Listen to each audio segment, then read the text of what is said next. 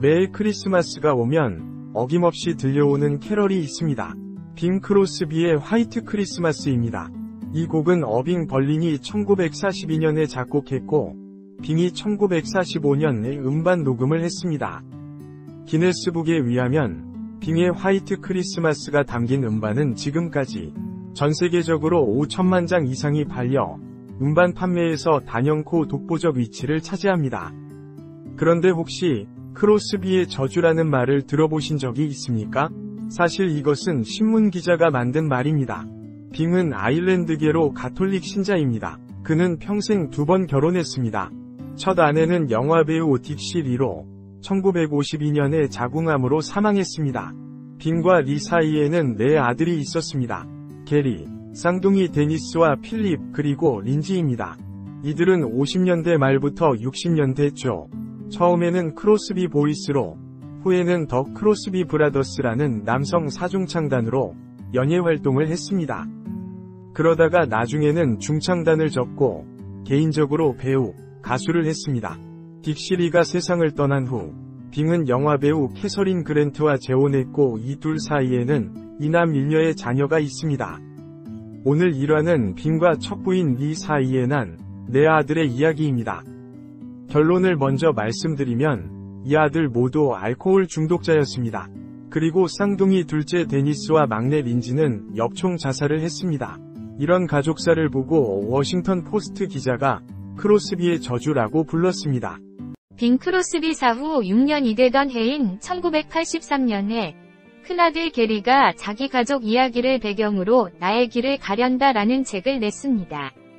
이 책에서 게리는 빙을 아주 냉혹하고 아이들이 조금만 잘못해도 사정없이 후려치는 잔인한 아버지로 그렸습니다.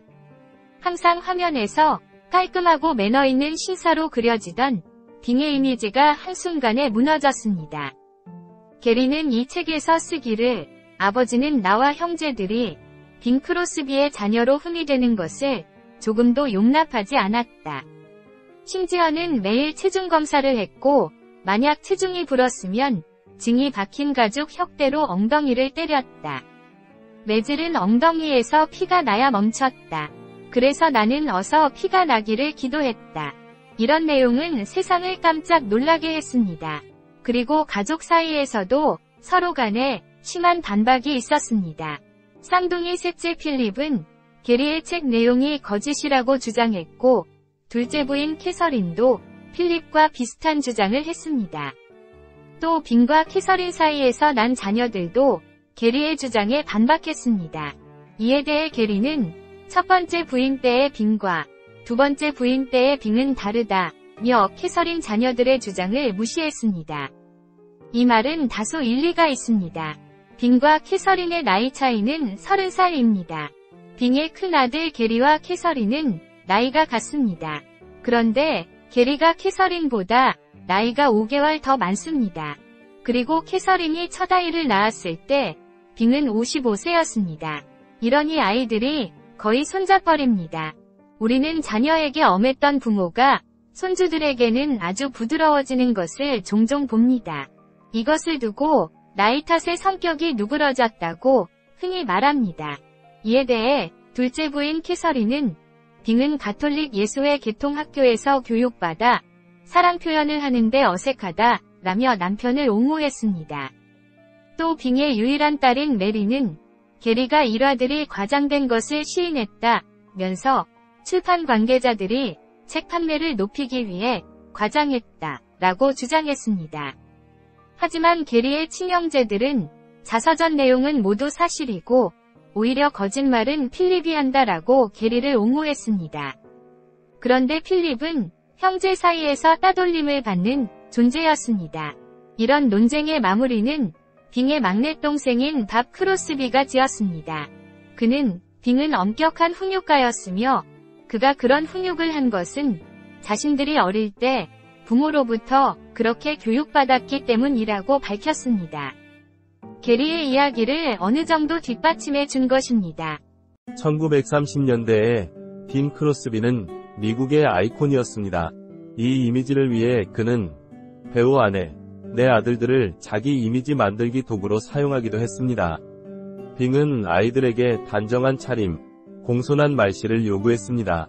이런 과정에서 아이들은 속으로 곪고 있었지만 빙은 그것을 몰랐습니다. 이 상처는 아이들이 성년이 된 후 나타났습니다. 아이들의 알코올 의존도가 높아졌습니다. 이 이유에 대해 게리는 빙의 가혹한 훈육과 그의 엄마 때문이라고 비난했습니다. 사실 그들의 엄마 딕시 리는 죽기 전까지 알코올 중독에 시달렸습니다. 그리고 막내 린지의 경우는 우울증 때문에 정신과 치료를 받았지만 결국 이기지 못했습니다. 가족의 설명에 따르면 린지는 배우 경력 실패 후 일정한 직업이 없어 엄마 딕시 리가 남긴 유산에 의존해 살고 있었는데 유산이 바닥나 더 이상 도움을 받을 수 없어 절망감에 빠졌다고 했습니다. 죽기 직전 그의 집 응접실 테이블에는 밀린 청구서가 쌓여 있었다고 합니다. 그런데 아이들은 생활이 어려워도 아버지 빙의 도움을 받을 수가 없었습니다.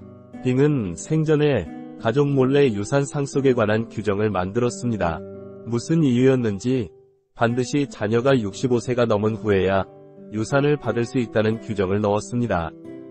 그런데 큰아들 게리는 62세, 폐암, 데니스는 56세, 자살, 막내 린지는 51세, 자살, 그리고 필립은 69세, 심장마비로 사망해.